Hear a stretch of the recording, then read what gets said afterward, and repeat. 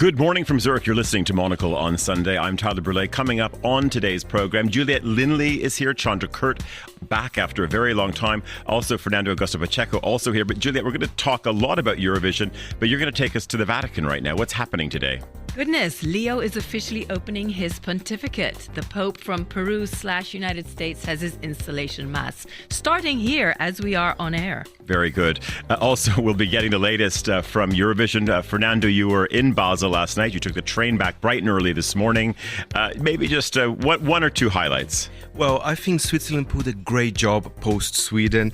But do we like the winner, Tyler? I think we have plenty to discuss. Yeah, we have a lot to discuss. Also, we're going to be unpacking a little bit what happened with the Nordics as well. Our Petri Burtsoff is going to be joining us from Helsinki. Plus, we'll get the latest on the elections in Portugal from CNN's Pedro Santos Guerrero. It's the 18th of May, 2025. Live from Zurich, this is Monocle on Sunday. Live from Zurich, this is Monocle on Sunday with Tyler Brûlé. And good morning, bonjour, guten morgen, buongiorno as well for you, Juliet, as well. And bom dia to you, Fernando. Great to have everyone around the table this morning. As we were saying in the start of the program, it is a little bit the morning after the night before, or even sort of the morning after what was a very, very early start. Eurovision wrapped up at 1 a.m. Swiss time, and it was quite the event. Fernando, I'll start with you because you were there. And listeners, bear with us because most of the show is going to be devoted to this topic. But maybe just sort of bring us sort of up to speed, the mood, the sort of the overall sort of feeling last night. Well, I want to talk about the host country, first of all. I had a great time in Basel. I think the Eurovision village in the city was booming. You know, the weather was amazing. Kind of the stage and the graphics, they were really special. So I think as a show itself, I think Switzerland pulled it off. You know, we're talking about the hosts as well. I was pleasantly surprised. I actually didn't know the three of them before, watching the show. Hazel was funny. And I was, maybe I'm being a bit prejudicious here, but I was not expecting Switzerland to be that funny. So they managed post-Sweden, because Sweden, they're more used to host Eurovision and they make fun of themselves as well. Switzerland did that, and I was very pleasantly surprised about that. It's wonderful. Chandra, we haven't seen you for ages, and of course, we'll be talking about some topics in your world. And of course, if you haven't heard from Chandra for a while, of course, you might know her as the editor, of course, of The Wine Cellar, also a frequent contributor on the topics of all things in a very nice bottle. Good morning. Nice to see you. Good morning, Tyler. So maybe we'll talk wine in a moment. Well, actually, what were you consuming last night as you were viewing? Well, I knew it's going to be long, so I had to be careful because after 4 hours, I will not make the end. So we stocked actually with gin tonic, and it was fine. So there was no wine consumed at all?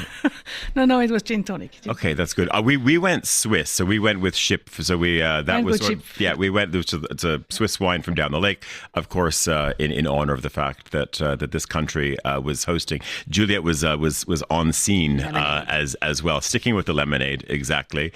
But maybe your just thoughts and impressions as well. You had sort of your own ongoing commentary. Emma Nelson in London will come to you in a moment. But you had a sort of a lot of back and forth. Armenia.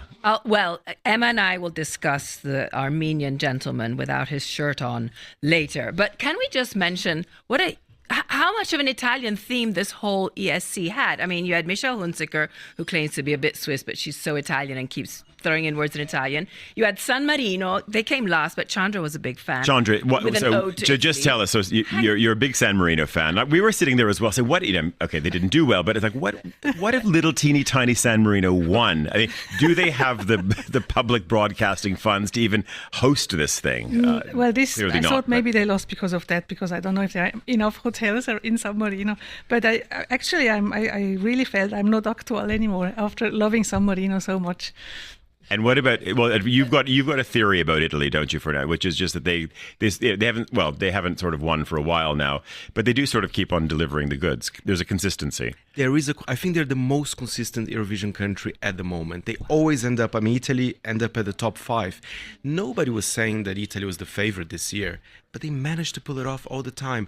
I wonder if they're well viewed in Europe. I think maybe that counts as well. I think the Italian beautiful stereotypes are still there, and that applies to the music. But let's be honest, Lucio Corsi is also a very talented man. But speaking of Italian stereotypes, even the Estonians kind of want to have a piece of Italy, don't they, Tyler? I mean, so many stereotypes in there. There was a lot of indignation, let's put it that way, about those lyrics of your gentleman singing all about, what was he saying? I'm sweating like a mafioso. And it was all about his espresso macchiato. But it wasn't even in Italian. He would put in words in Spanish. Did he think that was Italian, Faye? Or was he doing it on purpose to mix? The Italians hate it. Por favore. I got a message from an Italian colleague saying, Fernando, I accept a little bit of a joke, but I hate the Estonian entry. So but I think it was interesting as well, though, this notion of mafioso, the long red tie, I think the nod to Trump, all of the bodyguards, etc. So I think there was also a little bit sort of more, and of course, actually, the sort of the flapping private jet in the background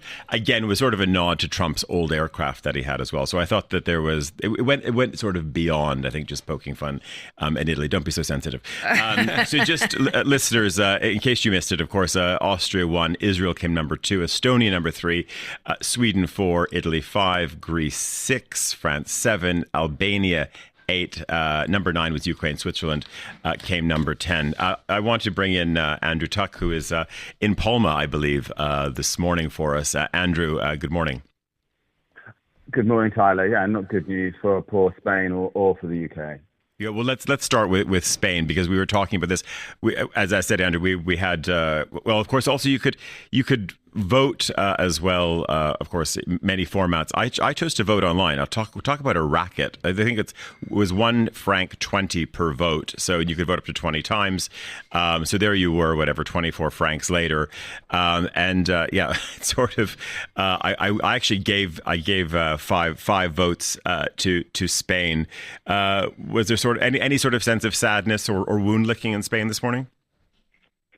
I think there's a bit of controversy, obviously, because in Spain there's quite a lot of debate around what's happening in Gaza, and the broadcaster did put this message up on screen saying that when human rights are at stake, silence is not an option, and they came out as to support Palestine, and so that's been a bit of a controversy here, and there's threats this morning of fines for the broadcaster, and I think that here that has taken away some of the kind of debate about the song and the lightness of the moment.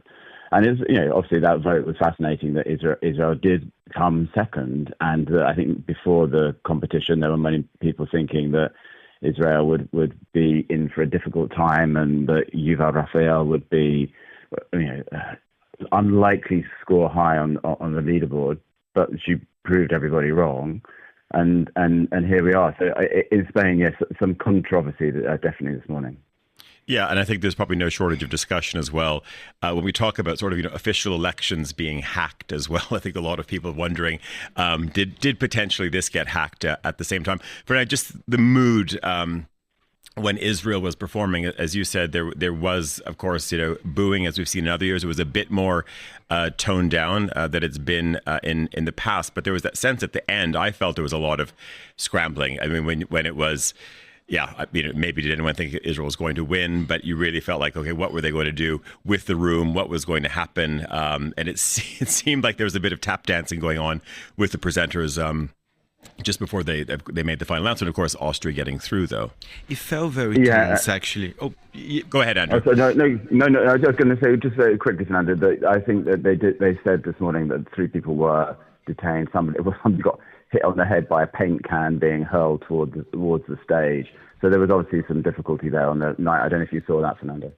Yes, and I did felt the tension in the air. So even when she was performing, there was a man booing quite loud just behind me.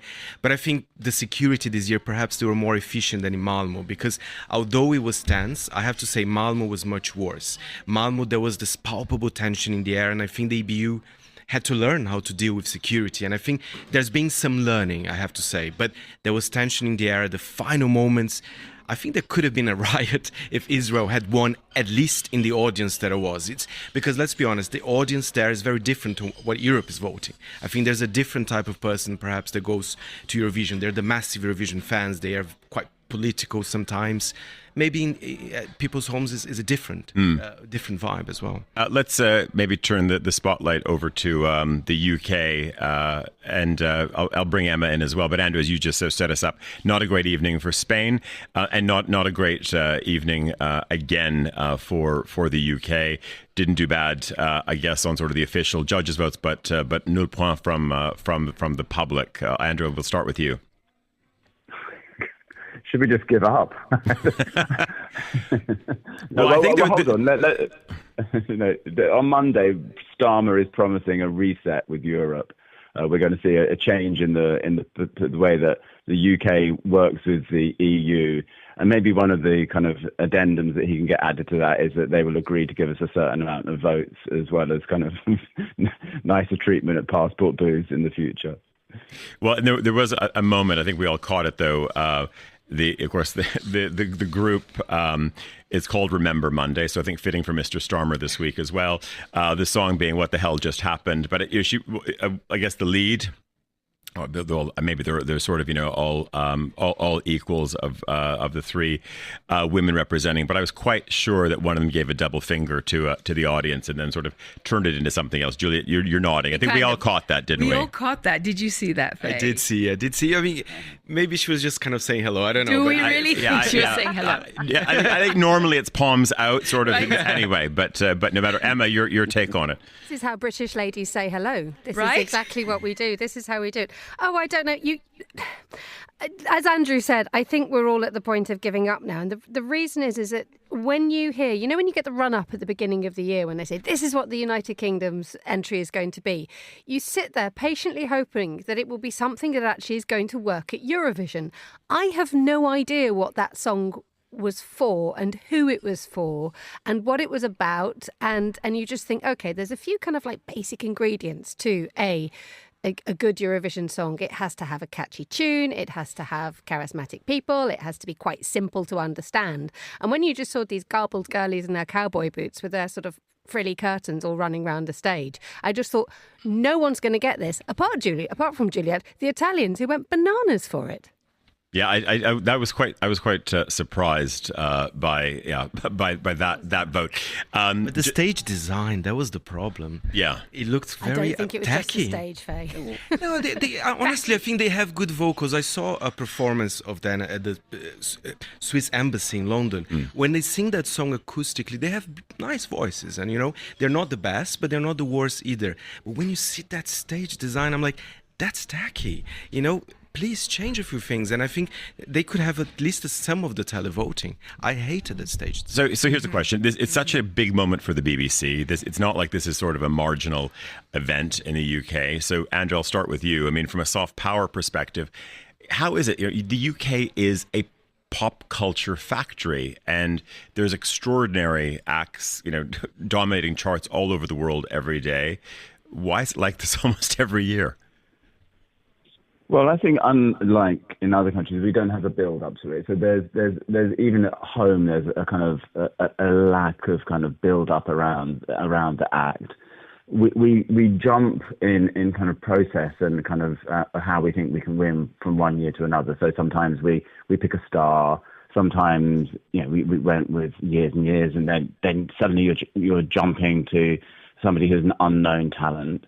These are obviously reasonably successful musicians, but not really known widely in the UK. So I think we have to start with, do we have a plan? Because, you need a 3-4 year plan. And I think that at the moment, everybody just jumps from one year to another. And we don't seem to employ the best pop songwriters and, as you say, the people who are used to churning out pop hits. And maybe UK music is just in a different place at this time, that maybe the world of the great pop acts, the Spice Girls and things, a little bit in the mirror at the moment. We're more in the sounds of a more urban sound, and maybe that just doesn't generate the kind of pop acts that we need to see stepping forward. Yeah, well, maybe we'll sort of certainly address some of the pop culture trends that we saw emerge from all of this. Just very quickly, Emma, your take on this, because I think you had a few views yesterday. BBC is close to your household.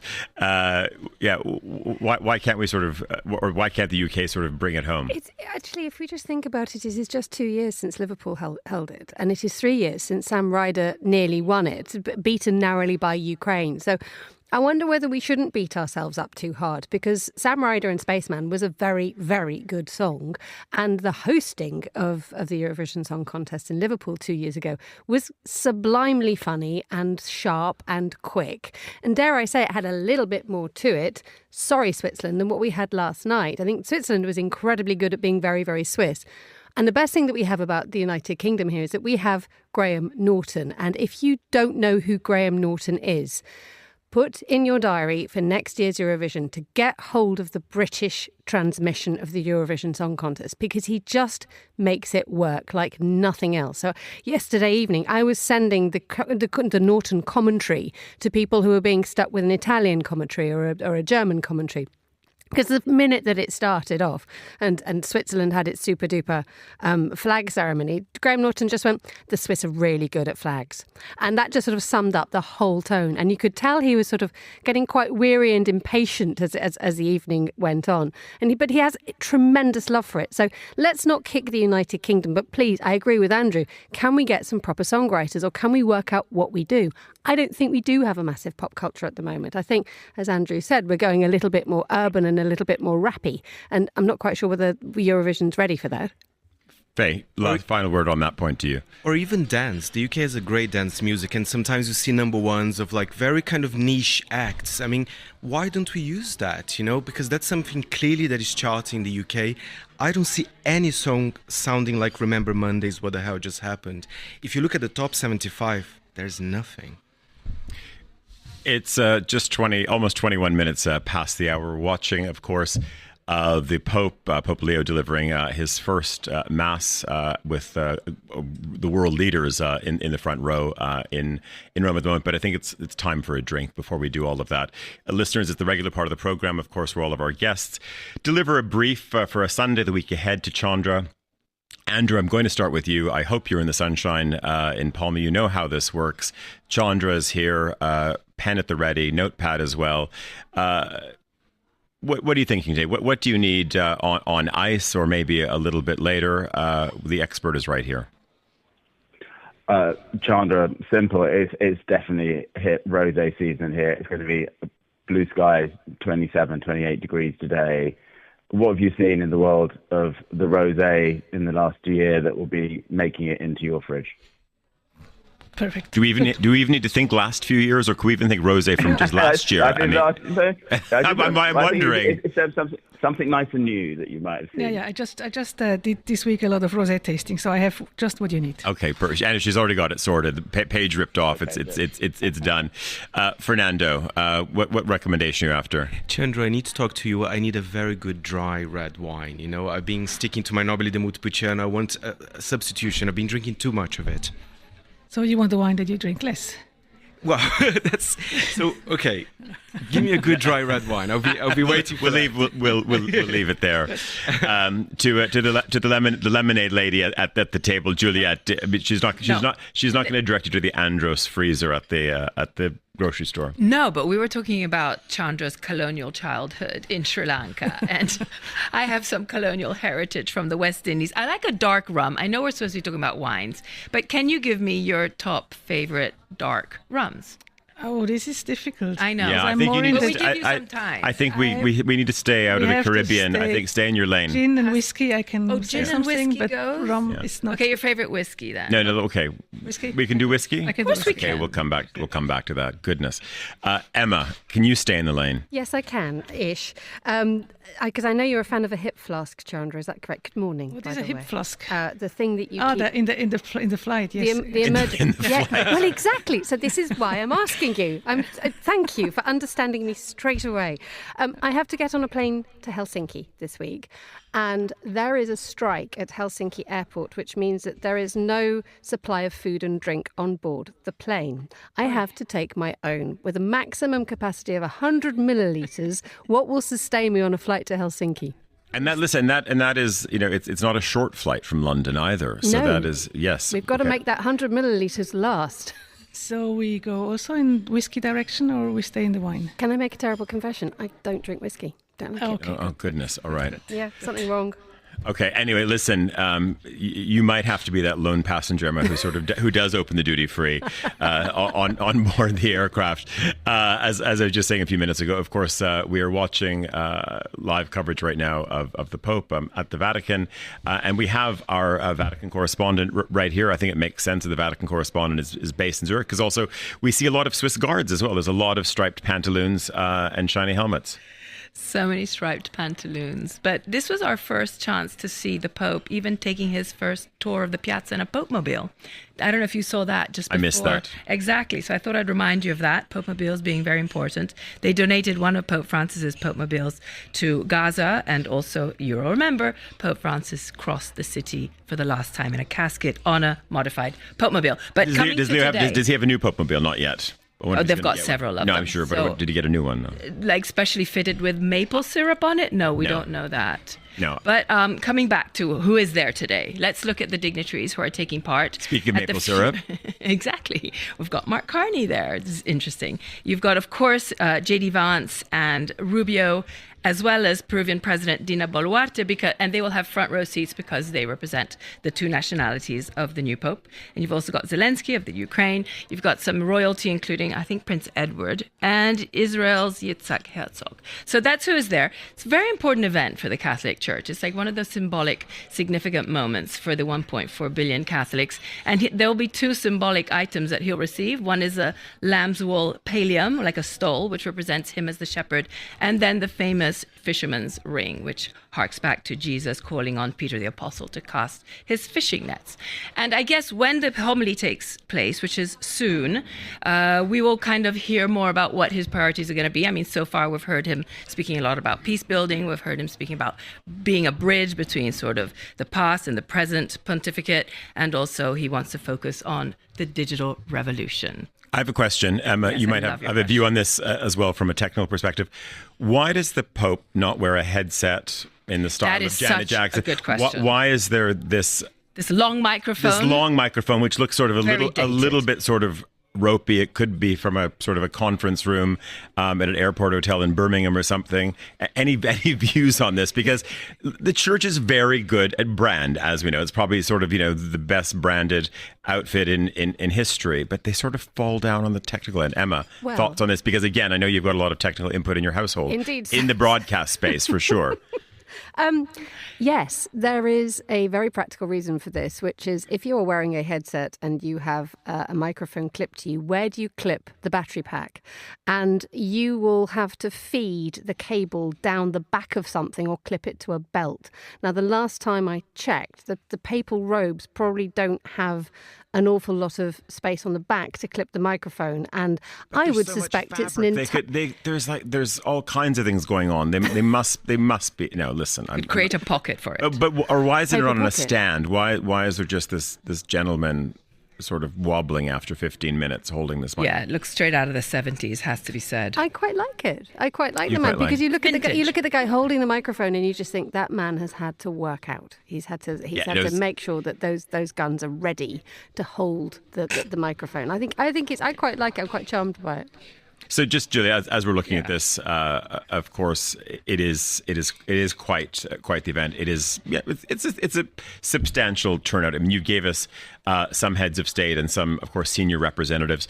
Do we also have, I'd say, sort of the broader part of Europe present as well? Other diplomats, etc. It's not just, of course, the cast that you mentioned. Yes, there's a very long list. I don't have the list right in front of me as we speak. And you've also got representatives of different religious groups, as well as all the Catholic clergy's top guns. Okay.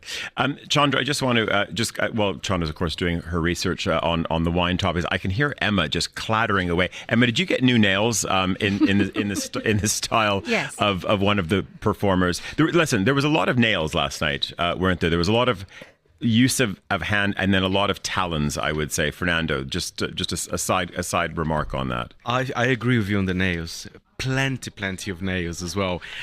Very dangerous, actually, I would say, in a performance. You can even cut yourself. Of course, Spain, had nails. I think Denmark, so many of them. Juliet, Bit tacky, can we just say?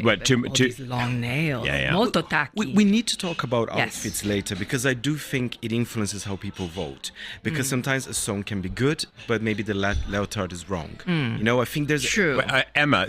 Malta. Can we did you talk hear that? about Malta's outfit? The leotard might be wrong. Isn't the leotard always wrong, or no? Well, goodness me. I mean, I wouldn't have given the awards to Austria last night. I would have given the award to spandex and to extreme waxing. Because when you look at Finland, you look at Spain, and you look at Denmark, especially Denmark, if that lady in the blue had made a wrong move, we could have been witnessing a rather large diplomatic incident. It was absolutely astonishing, and it was a major distraction. I found it rather something.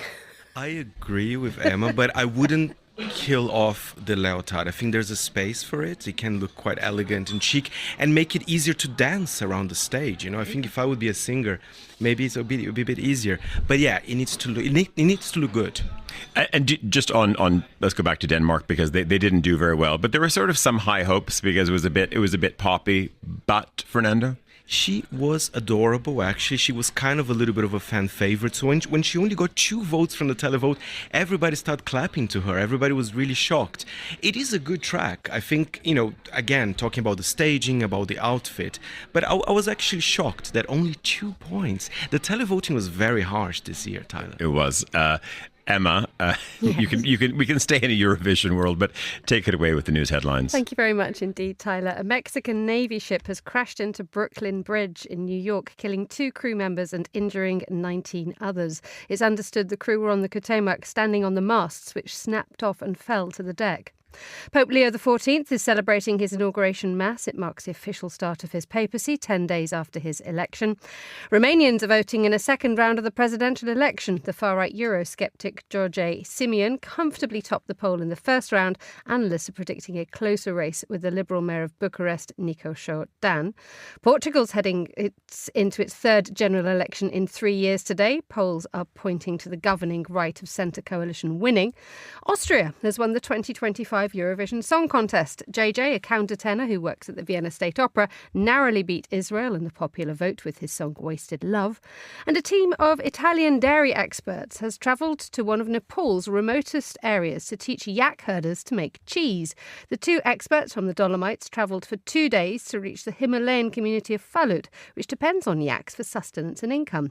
They plan to modernise their dairy traditions and turn underused milk into first-rate cheese. Back to you, Tyler, in Switzerland. Emma, you do know that I love a yak. I do know you love a yak. Yes. I like I've a seen yak. the coat. In coat form. And it's interesting. This is very timely because we had some visitors the other day from Fischbacher, of course, a very famous textile company in the east of Switzerland. And they had just not quite an array, but they had beautiful undyed yak throws. Yes. Do you need one for your sofa? Yes, straight away. Absolutely, yes. Upon which I can eat the funny yak cheese. Mozzarella di yak. Yeah, listen, I was going to say as well, the price, of course, when you talk about these lovely yaks being on these Himalayan plateaus, by the time you then get it, of course, to the textile mill in Italy and then to the showrooms around the world, you wouldn't want to be spilling any of that cheese on said yak throw. You wouldn't. I don't think they have plans to export it quite yet because it takes 2 days to get there. Yeah. So, you're going to need a really big, one of those funny sort of portable fridge boxes in the back of your car that's going to bump around the Himalayas to bring it back to wherever you need to. I'd love to know what kind of wine you'd drink with yak cheese. Yeah, Chandra's going to work on that one. A little bit earlier, we were, of course, talking about the whole notion of sort of genres and maybe what have we learned from a broader pop culture perspective from this year's Eurovision Song Contest. And I'll open it up with you, Fran, in a second, because also we're going to be crossing to Helsinki to maybe sort of discuss something else which happened, of course, with let's just not say the Nordic entries, but also sort of the broader Baltic world as well. But I guess the first thing, as you said, everyone thought Erica from Finland was going to do well. That didn't quite happen. And then everyone was talking about Malta. being a firm favorite. Everyone talked about Australia very early on, much loved act, didn't even make it into the final. So I guess my first question, these are all a little bit on, some beyond being on the side of crass, overly sexy. You could maybe argue a little bit passé. And is that sort of, these are acts that didn't really capture the mood? I think especially Malta, it didn't capture the mood as well. I mean, of course, as I said, the public that You goes didn't like to her bouncing on the big Swiss ball? I didn't very much, I have to be really honest. But Erika, I have to defend her, with all my passion. I think as a song, Ich Komme was very special. The beats were there, amazing sound production, and I think she's quite a character. I think Mirjana from Malta, not quite. Even though they're quite similar, perhaps you can say they're both quite sexual. But you know what the public likes, Tyler? Just look at the winner. They like kind of a little bit of an operatic pop. It can be too electro. So JJ, in a way, he reminds me a little bit of Nemo from Switzerland. And of course, the songs are different, okay, you can say that, but the public likes that drama, the opera, and then suddenly you have a club beat just for a few seconds. The song can be clubby, it has to be like only for a few seconds. So the public likes this kind of big, strong voices as well. And if you're doing a ballad, make it less boring as well. I mean, I do love Luan, but maybe Maman was a bit too. It was too intimate. Perhaps it was a bit heavy. It was heavy. I actually like the song. I think Luan is amazing. I'm a big fan, but the song was a bit too intimate. Juliet. Yeah, it was about her losing her mother to cancer, wasn't it? And then about becoming a mother. It was almost too deep for an event like that. But we loved the sand moments, didn't we? Oh, the sand was great. And Well, that was, did you ask her about it? A big nod. That's sort of we're going to be going to Portugal as well to talk about. Of course, it's Portugal at the polls already today. But that was sort of a soft power moment for Portugal because that wasn't really sand. It was all cork. It was all ground up cork, right?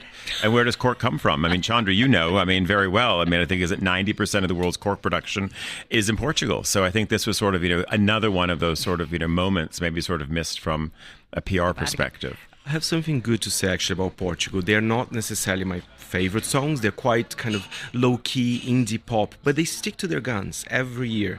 And there is a market for them in Eurovision. So they always go to the final. I think they're quite solid in that sense. And that's actually, that's one of those tracks as well. There's always one or two that come from Eurovision, which were not even in the top 10, but do emerge to be, reasonably heavily repeated on radio. Absolutely. And I think it would work even on Monocle Radio, the Portuguese entry. It might not work perhaps on stage for some if you want to dance, if you want to, have the Eurovision spirit, but there is a space for that. Okay, so let's say sort of the crass and the over-sexy didn't work.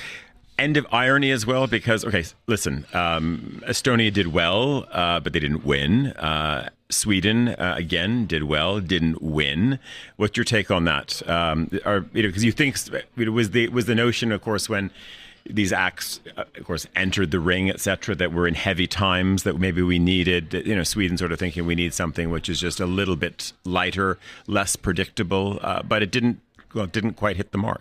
Walkie is a bit out at the moment as well, I have to say. And one of the reasons, of course, I know it's been a few years, but the semi-finals, and there's so much media scrutiny about it, So in the end, actually, an Eurovision winner will be a fairly conventional pop song, So the songs that take too many risks, I mean, it could still happen. I'm not saying it doesn't, but, yeah, I do agree. I think irony is out, the fun is out a little bit. But Sweden was so typical, no? The song. I'm so surprised that it didn't actually. Is it? You liked it? I did like it. I mean, come on, who's not singing Bara Bara Bastu every morning in the shower these days? But surprising. Very surprising.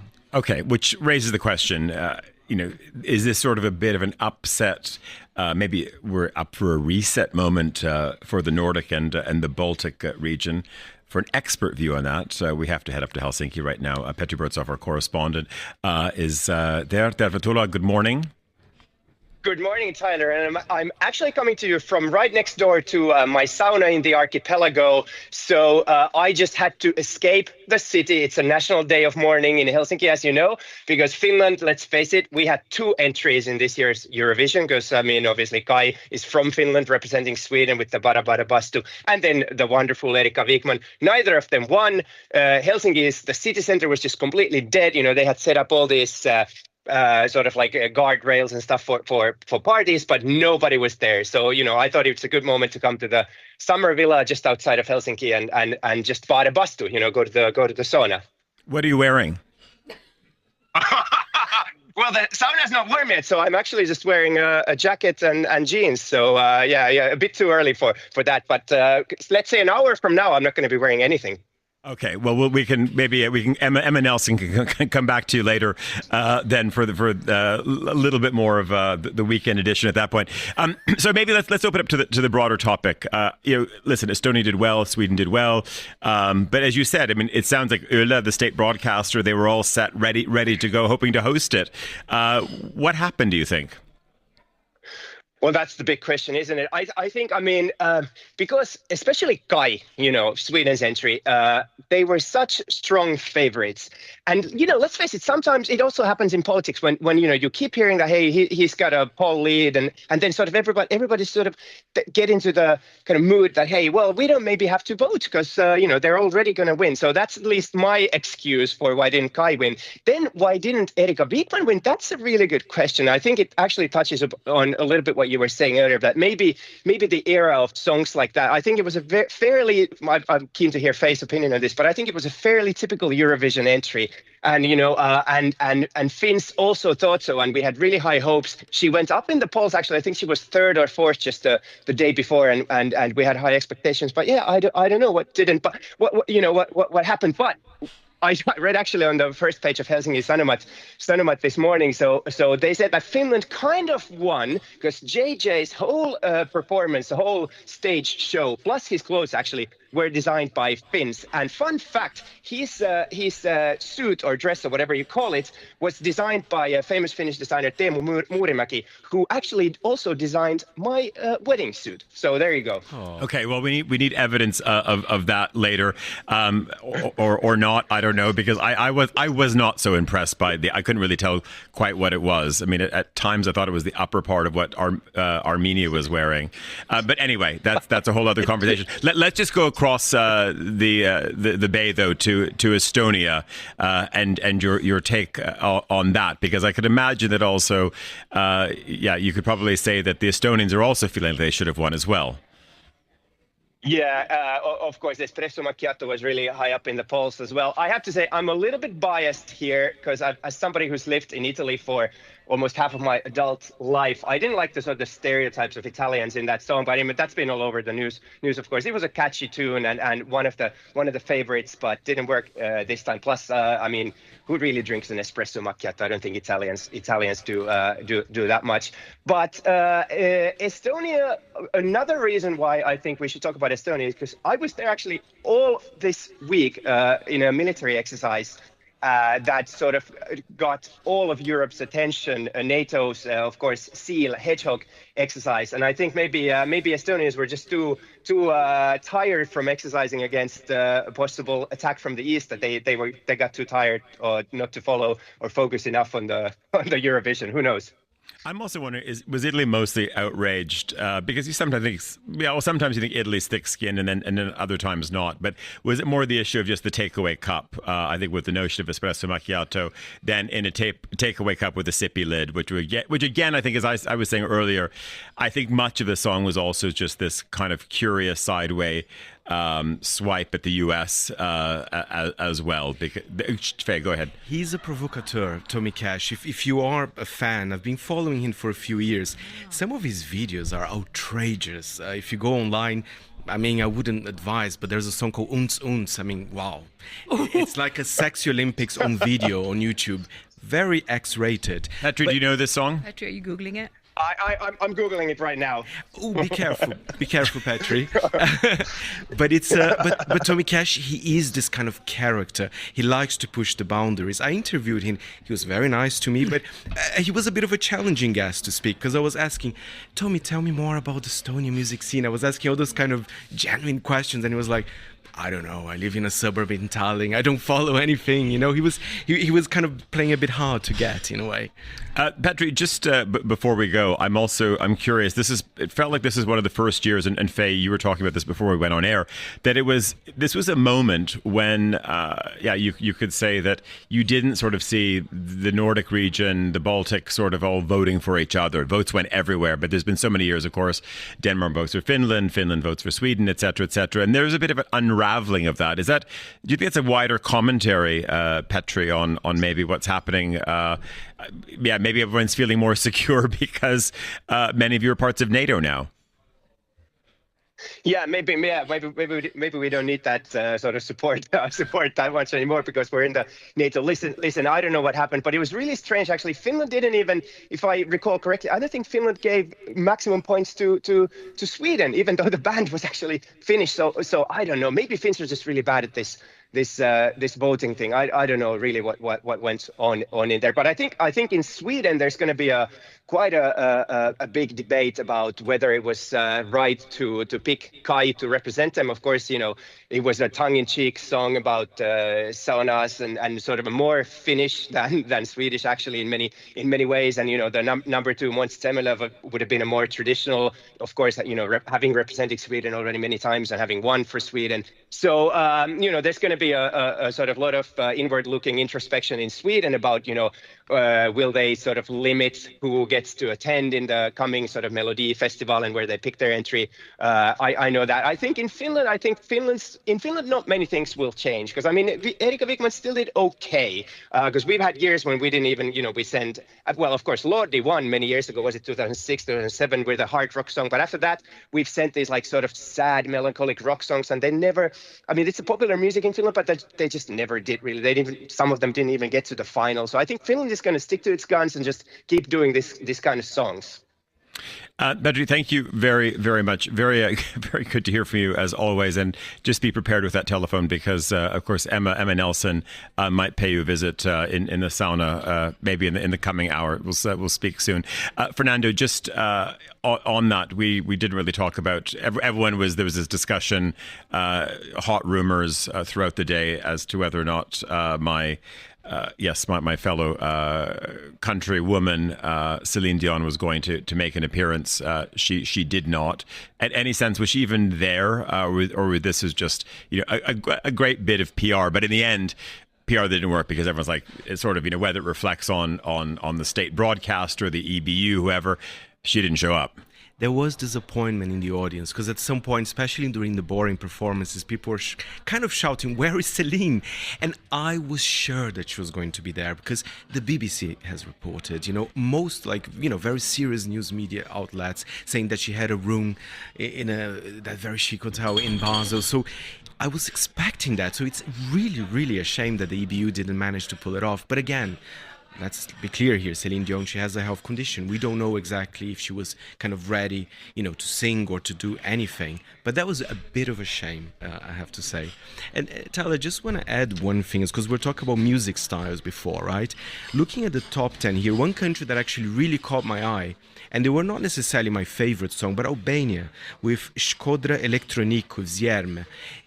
It was a very polished performance, chic graphics. It felt Depeche Mode at times as well. So it was quite an interesting take on Albania. And I think the public liked it. It connected, and it was number 8. I just wanted to add that one, that actually you can still be slightly original and do well. Well, maybe also, can you be slightly original, also do well in Portugal, because the country is actually at the polls right now. And this is, of course, it's another snap parliamentary vote, and could very much, well, let's see, could reshape the political landscape. And to bring us up to speed from Lisbon right now, Pedro Santos Guerreiro is the executive editor, I should say, of CNN Portugal. Bom dia, good morning. Bom dia, good morning. How are you? Very well, thank you. Maybe just paint a bit of a scene. If we're looking at some of the national press right now, the sense of maybe many people abstaining. This is, as many elections in the last 3 years. But, for our listeners around the world, what is the mood right now? If you had to sort of capture just the feeling on the street in Portugal at the moment, how are how are people feeling about the state of parliament and leadership in general? Well, people feel a little bit tired of elections because we, as we said, have had 3 elections in almost in a row. We just had one general election 1 year ago. And we then had a very weak parliament, a very weak government on parliament, and we had a sudden crisis because of an ethical problem, because it was found that the prime minister had private businesses that he wasn't supposed to have. So the people feel a little bit tired and expecting that this election brings a more stable parliament, and and fearing that it does not. And if it doesn't, people fear that we may have more elections next year, and that isn't very cherished by Portuguese people, as you might expect. What type of? Well, maybe we can maybe focus on Pedro, on maybe some key themes. What are the Portuguese looking for right now? I mean, of course, the one story, of course, that sort of bubbles up certainly. When correspondents do stories from Porto, from Lisbon at the moment, of course, is on one side, the surge and home prices, but of course how this pushes many Portuguese elsewhere because there are so many foreign buyers coming in. So this whole the affordability theme, which of course is you could say is global or certainly spreads across all of the EU. But what else is top of mind? I would say health, because it's carrying the national health system is under a lot of pressure, as it happens elsewhere as well. But in Portugal, those would be the 2 main topics: health and housing prices, of course. We have had an economy that has been growing upon tourism, as you said, because Portugal really has been a very good performance on tourism for the last 10 years. And now we do have, the budget and the public accounts are now under control, unlike what happened 10 years ago. So that's not a problem in Portugal, I would say, anymore. But of course, that home prices, health, and are now the main topics in Portugal. At the same time, is there a narrative as well? Because if you look at security surveys, when you look at safest cities, safest countries, Portugal does incredibly well, not just by European standards. It does well on a global level. Indeed, one of the world's safest countries when you look at, of course, all of the key metrics, whether that is someone breaking into your apartment or not, as the case may be, a homicide, all of these types of things. Is that something that we also hear leaders are also playing up? Are they delivering good news that, yes, healthcare might be in a state of disarray, but Portuguese should also feel good about the fact that the government does have some lid on things? And you might argue that maybe it's not the government; it's the strong sense of social capital in Portugal that also makes the sun shine a little bit as well. Well, there's this sense, this good perception that Portugal is indeed one of the safest countries in Europe. However, there's also a spread of fear from the far-right party, which is called Chega, and has been growing a lot in Portugal for the last years.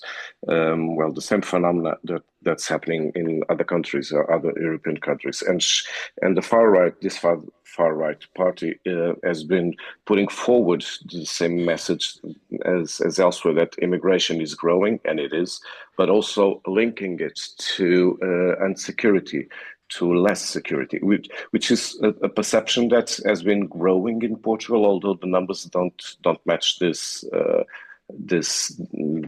perception. So yes, Portugal does have and does feel a secure country, but in many urban areas, there's this strange perception that is growing. Well, I mean, I say strange because it doesn't have the numbers that support this perception, but Chega party, the far right, is increasing a lot on this fear and hate that is trying to spread. And Pedro, just before we go quickly, at what point will CNN Portugal have a decent view as to what way the votes are going? Well, the polls say that we are going probably to have the same kind of parliament that we have had. All the right parties should grow. That's what the polls suggest. And probably we will have the same government, the same prime minister.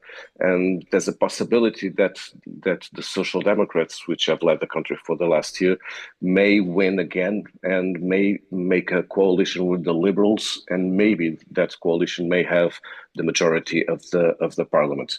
The far right country, Chega, is also expected to grow, and the socialists, which have led the country for 8 years before, are very weak on polls right now. So they should have about 25 up to 28%, no more than that.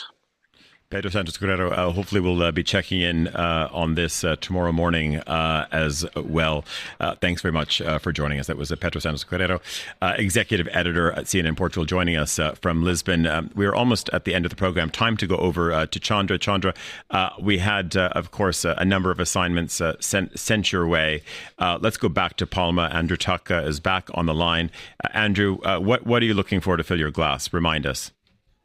I'm looking for a nice new rosé that we should all be having in our fridge. And just to let you know, Chandra, I have corkscrew ready. Very good, very good. And you know, you live in a place where they have a lot of nice wineries. You've maybe heard of Anima Negra, and there's this famous Gallic grape, and they launched just recently a rosé called Andra Rosé. And Andrew's Rosé. Andrew's Rosé, Andra Rosé. And it's really a dry, fresh, orangey test style rosé. Just you even put ice in the glass. You know, when it's warm, it doesn't matter. And you're fine with ice wine on it. Yeah. Warm rosé is really not good. So just put some ice cubes in it. Maybe not too many, but that it stays nicely fresh. Andrew, does that do it for you? I'm very, very happy, and I will be testing out all options with great concern and care. I hear sneakers being laced up right now on your way to the gourmet department at El Corte Inglés. Andrew, thanks very much for that. Okay, bye-bye. Fernando, what were you after? Dry red, please, Chandra. Dry red from Italy, and you want to drink less Montepulciano. Yes. So go to the south of Italy. You know, Etna. The Etna has like a new wine culture that exploded literally. You can take from Tenuta Tascante, Nerello Mascalese is the main grape, and it's this dry, earthy, volcanic soil red wines that are not too heavy but are very, very stimulating.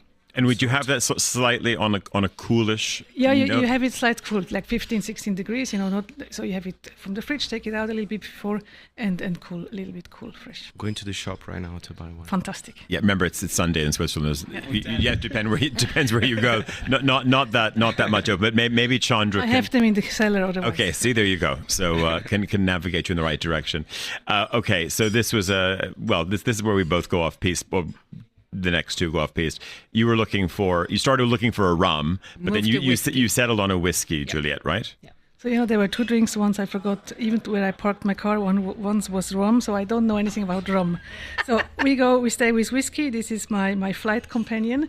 And, a lot of whiskey are aged also in wine barrels. So take a Glenmorangie a Highland malt that is aged in a quinta from Quinta de Rubao from Portugal. It gives a sweetest touch to this dry whiskey. So this is a good combination. That sounds like I could do it. Yeah, could you do it? You could do it. Okay, all right. We're gonna hold you to that one. Emma Nelson, back in London. I think we're in the world of hip flasks and long flights to Helsinki. And maybe you're going to be joining Petri in the sauna. Let's see. I'm certainly joining Petri in Helsinki, but I'm fully clothed and in town, I think. Well, I hope, at least. I might need a stiff drink to help me first, though, Chandra. So I've got a 3 hours and 5 minutes of getting ready. What do I drink? So as you're limited to carry on too many liquids, you need something that goes fast in your relaxation mode and gives you warmth because you go to the north. So I think you should go for a Madeira. I love very much the products of Barbato winery. They have very old, very, very, very dry style, but take a boil, it's medium dry, and you will see zip by zip, you will relax and you will become more ready for the north. An excellent for a morning flight. Thank you. Breakfast Madeira on an aeroplane. What could go wrong? Well, and listen, I think the good news, if you're probably flying Finnair, I would imagine, to get up there. The good thing is they still fly like A350s. They still fly large aircraft out of London. So you might be on an A320, but you could be, in wide body style. Tyler, I actually looked up which plane I'm going to be on before I made the booking. See, there you go. Did my homework, absolutely. Listen, lady after my own heart. Fernando, great having you over here. You were a little skeptical about Basel, but you think they did okay. But you prefer Zurich, right? Oh, Zurich is amazing. I have to say, I think I wish Eurovision was here. And but see you in Austria next year. Where do you think it's going to be, Tyler? Quick one. Well, we were just saying maybe it won't be Vienna. Maybe they'll go to Salzburg. I don't see them going to Graz necessarily. Maybe they'll be in the mountains. Maybe they'll do something in Innsbruck. Chandra. I just realized I didn't recommend any Austrian wine, and it's really Austrian day today, and it's a warm, nice Sunday. So what is better than to chill down a Grüne Veltliner, and it can come from a famous region, but just have a white wine from Austria today. We're going to have to leave it there. Juliet Linley, Chandra Kurt, Fernando Augusto Pacheco, also Emma Nelson, thank you, Andrew Tuck and Petri Burtsoff, and also Pedro Santos Guerrero, our producers Desiree Bentley, Emma, and also Mariella Bevan. I'm Tyler Brûlé. Back next week. Goodbye.